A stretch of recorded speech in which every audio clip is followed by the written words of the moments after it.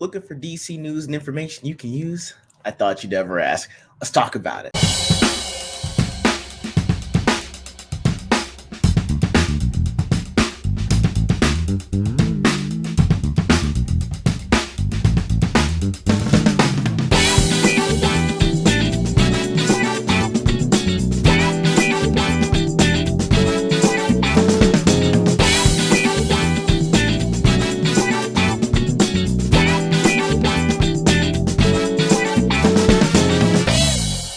Welcome back, everyone, to video 100 of the Left Eye E.G.O channel, guys.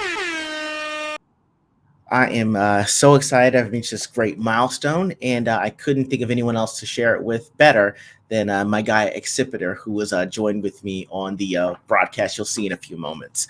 I just wanted to announce the winner of the contest that I had in my previous video about your best Left Eye E.G.O moment, and the winner of that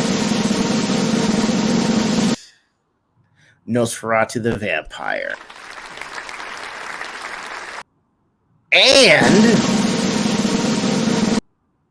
Zax. I couldn't let it be just a winner, one winner take all on that one. The moments that they highlighted were hilarious. Zach saying with "Let him cook, let him cook." I love saying that. And Nosferatu the Vampire saying that he loved the dance moves. I have to get back on that, so hopefully I'll start some routines up shortly, and I'll be dropping that on the Ordinary Gains stream that my wife Shira and I have. So those are the winners, Zax and Nosferatu. You guys reach out to me via DM on on Twitter or leftiego@yahoo.com, as well on email. Drop me an address as well as the item that you'd like from my merch link that's available. And if you're doing clothing, what size best fits you, and I'll be sure to ship it your way ASAP. Again, thank you guys and everyone that participated. And for now, let's roll the film on the next video. Welcome, everyone. It is I, the Dumble whose door is always open. Gandalf without the gray, the white, because I'm all black. Jordy LaForge, captaining this enterprise. I am Left Eye E.G.O, y'all. All right, and I am joined by one of my closest friends that I've had, especially since being in the Northeast, a man that is a perpetual defender of the DC comics. DC Universe can be something else sometimes. I'm not going to lie, this is my guy. This is my man's, one of my closest friends, Accipiter. All right, guys. How you doing? I'm doing good. I'm doing good, man. With all the DC news that we've been getting lately, I was holding y'all a dividend and saying, okay, I've been holding these rumors that I've been seeing in long enough. I need to discuss them with someone that is about the DC life, both knowing, hey, this is a good idea. Hey, this might be a misguided idea, but ultimately I'm up for waiting and for seeing that. Yes. Before we get into that, I actually told Accipiter right before we started this that I actually got the short box from Riververse Comics. So I'm actually going to be kind of doing a boxing, I guess, because it's already boxed. Unboxing a box. It's a boxing reveal. I'm not gonna lie, guys. All right, so this thing came in flat because it's cardboard, and the thing is, you don't want it to be a box within a box and get destroyed. I'm not gonna lie. This was like puzzle pieces that didn't fit together. I rage quit on a box, y'all. All right. Now you know me, so you know this is something that you're like. That's ego. That's practical. That is 100% ego. Yeah. So Shiro sees it. She's like, "Do you want me to put that together?" I'm like, "Yes." So she literally just folds the corners and pushes the flaps in, and then we've got the box. So I'm not gonna lie, guys. I didn't box this myself, and that is the reason why. That's neither here nor there because we're gonna do the boxing of this. All right. All right. So first of all, this is the actual like front view of it here. All right. Nice. Look at, I'm gonna show you this and check out this detail, bro. Look at that. This is Alpha awesome. 4 on here. Look, I mean, bro, look at that. Is that Shane Davis drawing? I'm not sure. I'm actually gonna have to double check and see whose drawings it is. I mean, and the thing is like even on the sides, there's fantastic detail. And the back is awesome. Check this out. This is like the battle worn I saw him here. Hold on, let me bring it back a little Yeah, bit. back up. Look. Yeah. Nice. That's awesome. Yeah, this the details. I'm not gonna lie. This is the part where I knew I had to quit because I ripped it a little bit. That's when I rage quit. Where's the rip? I don't see it. It's down at the bottom here. I was trying to fold it and it ripped, and I was like, "How am I this smart to You be a are so doctor, impatient, you know? but I cannot put a box together?" Like, and when she was putting it, it's like I knew I knew where those parts went. So I mean, he's Oh, got. I think man. he's got Norfolk at the bottom on this too. It's just, I am it's curious about them. yeah, I am too. So guys, if you were on the fence about the short box, this is the detail that you're getting. And like I pre-ordered this, and the minute that it went live, it shipped within like maybe a day or two of that, and I got it maybe Friday, and it because it shipped from North Texas, it wasn't that far to get to me. But again, this box, the short box, if you are on the fence about it, is incredibly worth it. I think I'm going to start putting all Rippaverse comics in this short box, and at some point, hopefully, I can go to another comic convention and get Young Ripper himself to actually autograph this because, guys, it is Wow. well worth the investment. This is actually really good and That is really cool. sturdy too. All right. Yeah. So Awesome. yes, thank you for being with that, for hearing my my rage quit on a cardboard box. No surprise there. Sorry for laughing, guys. He just said Accipiter knows me from before all this, and he knows that I would rage quit on a cardboard box. Okay, Yeah. I know we all have our rage quits, and that's kind of where mine is. Okay, just know where y'all are. And I always have to bring him back to earth. He does. He's like, man, stop saying like you're trying to be ego. You actually literally rage quit on a cardboard box. Yeah. Like, chill. So there you go, guys, with that. But anyway, one thing that's kind of DC related that I did a review on a few weeks back, and I actually had Accipiter actually view this, was Blue Beetle. So now that I have someone that's also seen it, I have to ask first and foremost, what actually changed your mind to make you want to watch the movie, sir? So honestly, so I live in PA, so there's a heat wave going on, and Tell them what a heat wave is in the Northeast, guys. 90 that don't know. degrees. 90 degrees. That's a heat wave, all right? 90 degrees for the whole week. That's a heat wave. They're already closing schools. Do you believe that crap? For 90 degrees? Come for on, 90 man. degrees. Yeah, because most of the public schools don't have AC. Okay, I will say this, guys. It is incredibly humid in the Northeast. Yes. So when it's 90 degrees, it is. It feels hotter than being in Texas at certain points because you really do feel the humidity. So I will say you're right on that one. But go on, man. Go on. So anyway, me and my wife didn't want to go anywhere outside with our kids. So we thought, oh, well, let's go see a movie. And we kept going back and forth what movie to see. My wife was kind of pushing Little Mermaid. I was like, I don't want to see that. My son wants to see that. So I said, oh, let's go see Blue Beetle. So honestly, that's the only reason I saw Blue Beetle. Other than that, I would have waited until I saw it on Max. So I'll take it. Sorry. That's fine. You know what? If a heat wave is what it takes for you to see the movie, I will take that. All right. So now that you've seen the movie, had a few hours to digest, let's get the critiques out of the way. What didn't you like about the movie? And then once we've gotten that out of the way, what did you actually like about the movie? You don't have to give any like general specifics on that. You can just tell me aspects that you did enjoy if you want to go that route, or particular dialogue or particular scene. Yeah, it's whatever. So what I thought it was a decent movie for what it was. Okay. I like the actor.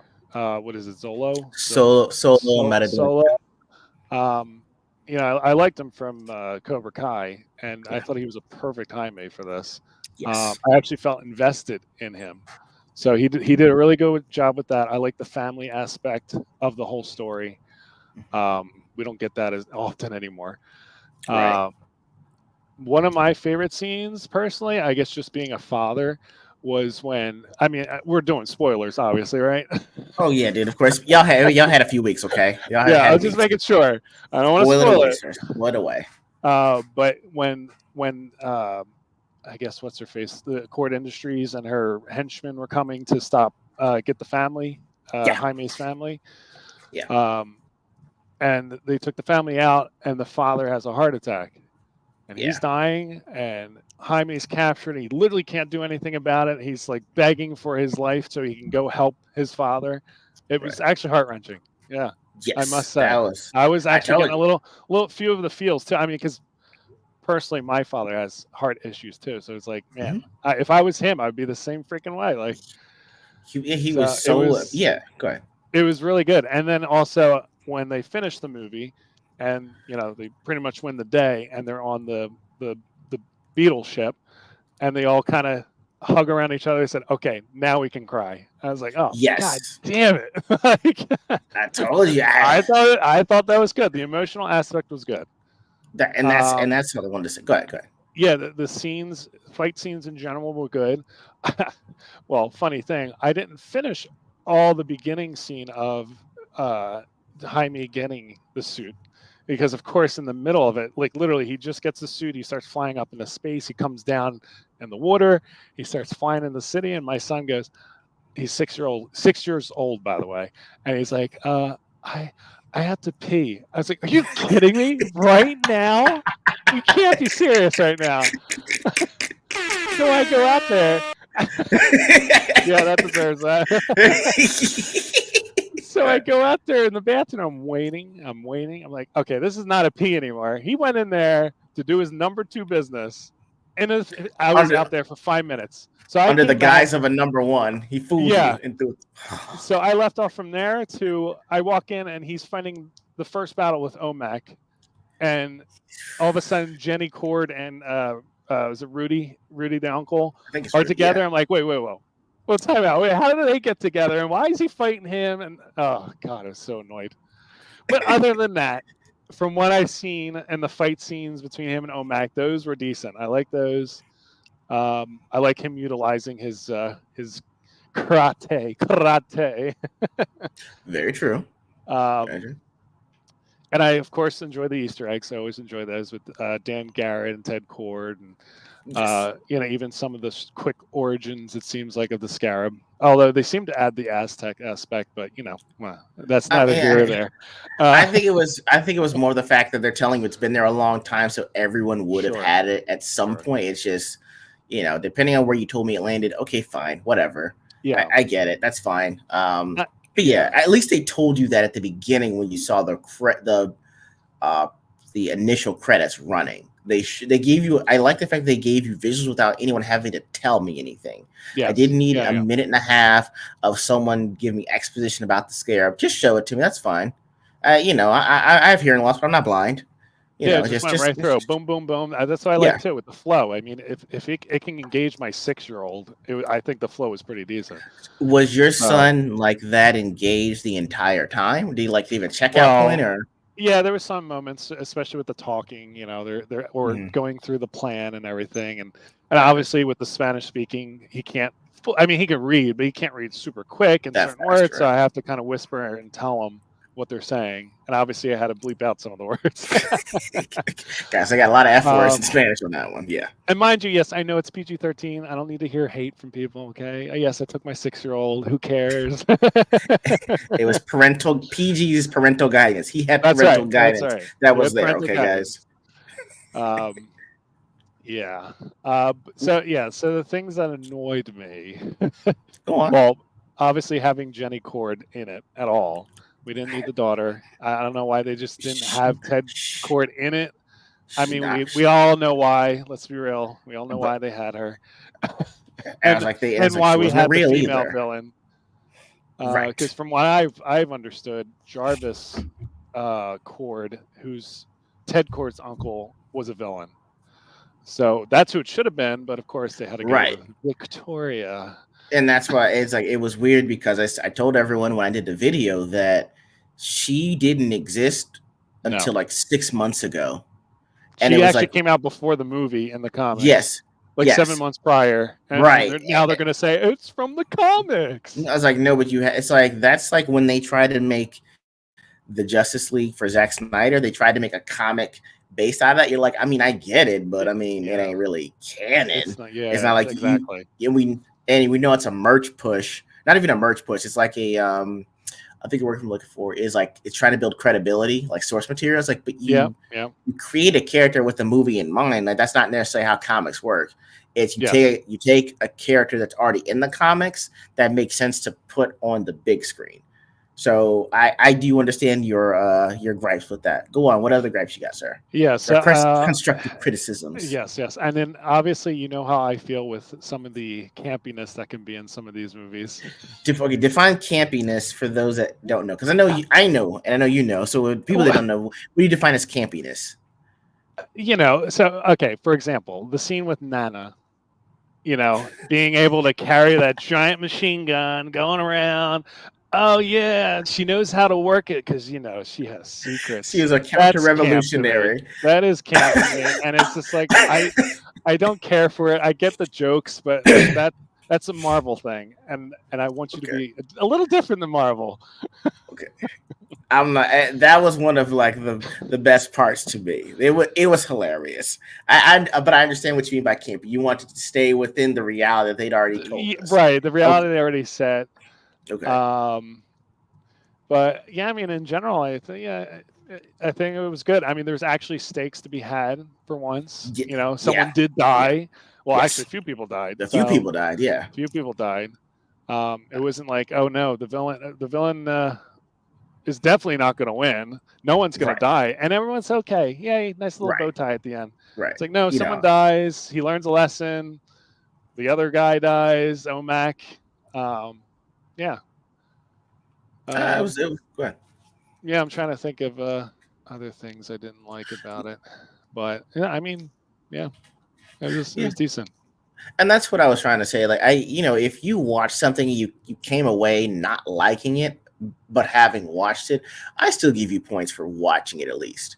You know what I Yes, mean? yeah, If you felt that way, at least would know that hey, you told me specifically where you had problems, and it's not necessarily a big confirmation bias, hmm but if it's a confirmation bias, but you can point me to specific scenes that didn't gel well with you, and that led to like, hey, it was still what I thought it was, and these are the scenes or these are the lines that let me know. Okay, I'll give you that. I'll at least say yeah, that you went in to go see it, seeing what would happen. That's fine. At least you at least took a swing and you came away with it. And yeah. I think that now that I look back on it, I liked Blue Beetle more than I liked the Flash, which I know Wow, sounds right blasphemous coming from me, but Mr. Flash lover. I know, man. And the weird thing was is the emotional moments in the Flash weren't really shared by anyone except Barry. Do you know what I mean? Like with Blue Beetle, you knew where the emotional ties were. Like there was emotional reaction Right, right, between right. Yeah, the father and the mother, the father and the daughter, yep, Rudy and Jaime, uh, Jenny Cord, and like there were yeah, several yeah, different emotions that were going that both people could feel. With Barry, he's feeling, or in the Flash, it's just Barry feeling the emotions that people like, but it didn't happen to me, or I don't know who you are. So yeah. he's Okay, feeling them himself. And like, it kind of makes for like it's very weighted and heavy in that regard, but it doesn't do anything for the other characters. okay, I mean, I feel emotional because you feel emotional, not because we have right. a relationship or any ties. Even it felt emotionally stale between uh, Ben Affleck's Batman and the Flash for Ezra Miller. Do you know what I mean? It was kind of Okay, not deadpan, but it didn't really feel like there was any connection that was there. right. Well, They I mean, kind there of really made isn't. there isn't, but I mean they kind of made up for it, I guess, with the end credit scene with Jason Momoa and Ezra Miller. That seemed a little bit more buddy buddy, but it's under the Mm, auspices that the Aquaman's character is drunk. So again, there's nothing to yeah, really feel because he's inebriated. The other one's telling the whole story. So yeah, I say all that to say that given the fact that with Blue Beetle, there were several different emotional interactions that were happening, and it wasn't relying solely on Solo Metaduena feeling all those emotions with everyone else. But anyway, yeah. we're gonna keep on with the DC news wagon. I'm gonna get Accipiter's immediate thoughts on this when I bring it up. And all right, so I got it Oh up God. here. Right. So this is according to my time to shine hello, because I'll shout the sources on this one. Sources confirm that Dick Grayson will be around 13 years old in the Batman Part 2. All right. And so I think they're trying to probably go off of maybe if the first Batman movie was supposed to be based off of the Long Halloween, I think that they're making this one based off of the follow up to Long Halloween, which was Victory. I'm not sure if you Yeah, read that one. Yeah, I I have think not that's read where that they're one going yet, with it. actually. No, pretty good, pretty good. I mean, there's tie-ins to the Long Halloween in Victory, Does but does go ahead. Robin show up in that one? Yeah, in Victory, yeah. Okay. It's and so there's been chatter about what's the right age for Robin to be, because I know that Car Canon in the comic books, I think he's supposed to be 9 years old, He's but they're like, trying to make yeah, go ahead. like eight. I think eight, actually. Eight. Between 8 and 10, it always seemed like.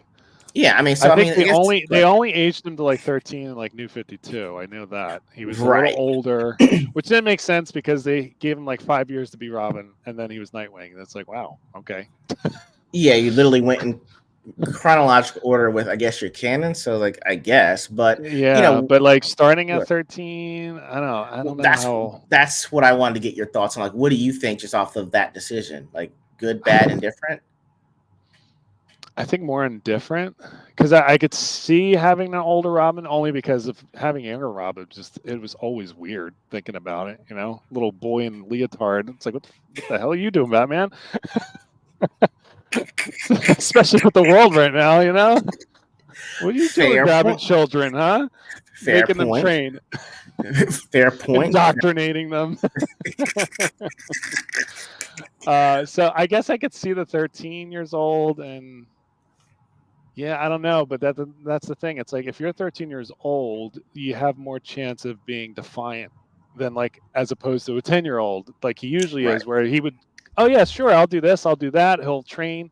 He's going to be more of a master later on. But starting at 13, I don't know. I feel like he's already going to be defiant. He's not going to really listen, and we're just kind of Well, skipping his training. I don't I'm know. That's trying. just I'm trying to remember, because I think in Victory he was defiant. Like, he did okay. sneak out of the house afterwards, because he's like Bruce isn't here anyway, so why am I here? Oh, I don't fun. want to be here. So he would sneak out using his Okay. circus skills. Like, I think that's in Victory. But I do see what you're saying, because 9 and 10 is a little bit weird. 13 Right. makes sense. The only issue is, if you're saying he's 13 now, you've got, to me, one movie before he'd have to be Nightwing. Nightwing. Yeah. Because I'm like, Exactly. with Yeah. between scheduling these movies, it could be easily 5 years between, if you do a part two and a part three. That's assuming if Yeah. he's still in by the third movie that you do. And then there's the thought of recasting. I mean, there's a Yep. lot to consider, because I know that they waited. It was 5 years, I think, between Shazam 1 and 2, right? Maybe around Yeah. that. Yeah, it So I mean, like, so was. Billy Batson looked old. He was pretty much an adult at this rate. Yeah, he's an adult. So It was you really know, weird. yes, I mean, it almost would have to be, because when I see the casting, when they'll have someone that's 13, technically you find out that they're 16. So it's going to be hard to make them look younger. If you're telling me they're 15, they look 21. Right. I mean, Yeah. I see that you're going to wind up running into a lot of issues, but I understand why you'd want to make him older for the sake of making it work in the movie. Right. And I So guess make a little more sense realistically. fair. But then again, why are we caring about this movie? That's what I'm just trying to figure the whole thing. I'm like, you know what? I will say that I at least watched the first one, and I will say that for 10 minutes, it was actually 10. It was the first 20 minutes were really good. I like the fact that they made it so that Batman is actually seen by the officers and they're terrified of him. I did like that. It Okay. wasn't something where, like, it's dark shadows to where it's a myth, but like, oh crap, he's real and he's right there. It's like a room full of Okay. cops that like freeze up when he steps into the room. And it's like, yo, we've never had this before, where the Batman's actually working with us on a case, and they're pretty much silent. The only person he's talking to is um, Jim Gordon. So that worked. Like, there was the time where, like, there was there was a thumb, like just a regular a thumb, as a detached thumb, and he was like, "What does that mean?" He's like, "Oh, thumb drive." Like, okay, so he detected that, he understood the riddle. Okay. But as the movie went on, I'm like, so hold on. You're influenced by Catwoman because she gives you a sob story about the Falcones. Uh, what you call it? Now you've got Alfred doing all your cryptograms to try to solve the Riddler's puzzles. You're trying to go head up against the Penguin at the Iceberg Lounge, but you don't know anything that's actually going on in the city. But you've been doing this for 2 years and you haven't figured out anything in the underworld. Wow. And then at the end, because you couldn't figure out who the Riddler was, he had to tell you. At least in Batman Forever, Wow. Val Kilmer's Bruce Wayne figured out it was Edward Nygma that was the Riddler. At least he Wow. figures it out. Like, he's kind of working off of Alfred, and he's like, an Enigma. Edward Nygma, that's who's doing it. And then they actually go Mm. after him. Well, in a Batman Forever being the weirdest and the wildest and the wackiest one, at least Bruce was a detective. And so that's why I Okay. said after that, after 20 minutes, it fell apart. But I liked what they tried to do in the first 20 minutes. So that's why I like, if part two comes out and you're shooting Robin, well, we haven't seen a Robin since Chris O'Donnell. Yeah. It's been a So I'm while. like, it's been Long a while, time.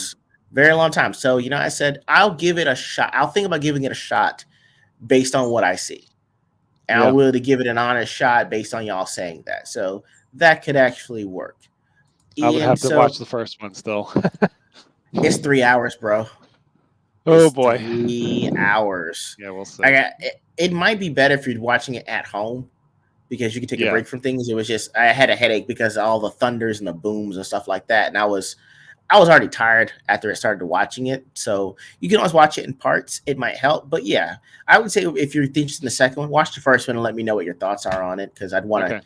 hear what you have to say on it. And so with some actual keeping up with more news that we've got, there's Yep. actually some casting news actually Mm. with everyone's favorite actor from either Yeah. from Breaking Bad to Yep. Star Wars. Fans been Gustavo. everywhere. Gus Fring was that dude, y'all.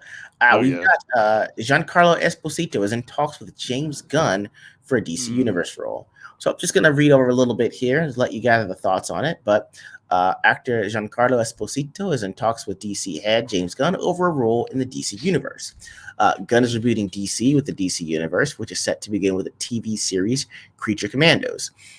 It will make its cinematic debut in 2025 with the release of Gunn's upcoming movie, Superman Legacy. Esposito, who has appeared in Breaking Bad, The Mandalorian, and The Boys, recently addressed the possibility of appearing in the DC Universe at Comic Con Panama via Games Radar. He said, I've been talking to James Gunn about the possibility of being in a movie, so who knows? So Mm. I'm actually going to cut and stop it right there because they try to get into who they think they want to cast him as. But I did see that. yeah, I know. I didn't want it to influence your thoughts before you saw it, Well, but it already did. So. I only got one eye, and I didn't want to do this because you already laughed at me because I told you I had to look at stuff with the magnifying eye, like it's on view from the top. So I was like, I did it, I tried, and I was too slow. So anyway, now that I guess you've seen what the options were, because I think in this article they were bringing out the characters such as possibly Lex Luthor, Brainiac, or our Martian Manhunter. They said that Martian nothing's Manhunter. confirmed yet. But okay, go ahead. You're thinking Martian Manhunter. Go ahead. Yeah, Why? I don't know. Just thinking of how calculating he can be. I mean, yeah, he played the villain, obviously, but he doesn't have to play the villain. I mean, Martian Manhunter is a pretty stoic guy, and he I plays that see. role pretty damn well. Okay. And the fact that he is older, they could just say, I mean, it could just show how long he's been on Earth, if that's where they're going. Like if he was there before Um, Superman. so he could be like kind of like a narrator in telling you the story as Yeah, well. yeah, in a sense. Okay. I see what you mean. All right. I don't know how it's gonna work because he's like 65 right now, and Yeah, he's not gonna. That is you true. know I mean, unless they go the Brainiac route, which I could see as well, Brainiac would be cool. because you can kill him off and he can be replaced with a different Brainiac, technically. That is fair. And So if and in that regard, all you're providing is voiceover work. yeah, yeah. Because I'm pretty sure they're going to make it heavily CGI'd. It's not like they would put him in makeup and make the No, tubes I don't coming out think of his head. so. It would be No, great if you use practical effects for it, but I don't see them doing that. So no. Brainiac They can't would make afford it right sense. now. No, and that's what I'm No. saying. Like, you need practical effects because you can't afford the CGI you're trying to have for this movie. Well, no, I mean CGI is actually cheaper nowadays. That's why they don't do What? practical effects. Yeah. Really? That's why they turned a lot of things into CGI Uh, stuff. I did not know that. I thought it was the opposite. Yep. Okay. Why do you think most cartoons are CGI now, not animated too? Well, I It's was apparently confused about cheaper this. nowadays. So It just looks so weird. I'm like, I just thought you're trying to go on the current trend. I didn't know it's just cheaper to do that way. Okay. cheaper. I Yeah. did not know that. Now, this is the thing. I don't generally favor race swaps. And I wish No. that this casting would have been done 10 years ago. But if you told me he was going to be Lex Luthor, I'm all in. Like, if you tell me that's the Lex Luthor that's going up against Henry Cavill Superman, like, that is some acting. Yeah, that would have There, been good. that would be quality acting.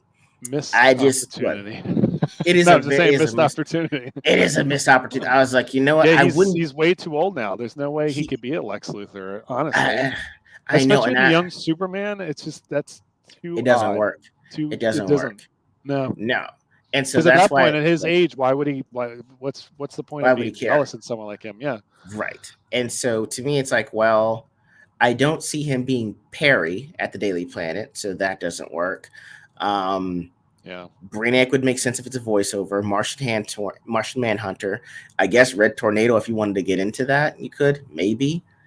But I mean, Yeah, I mean, aren't they buying doing Metal Men? From what I maybe heard, I think I heard rumors of that. But yeah, I guess they could you do Red could. I Tornado. mean, Yeah. honestly, I mean, if you wanted to do a Mobius thing, that could work because Mm. he could be like kind of like DC's version of the Watcher.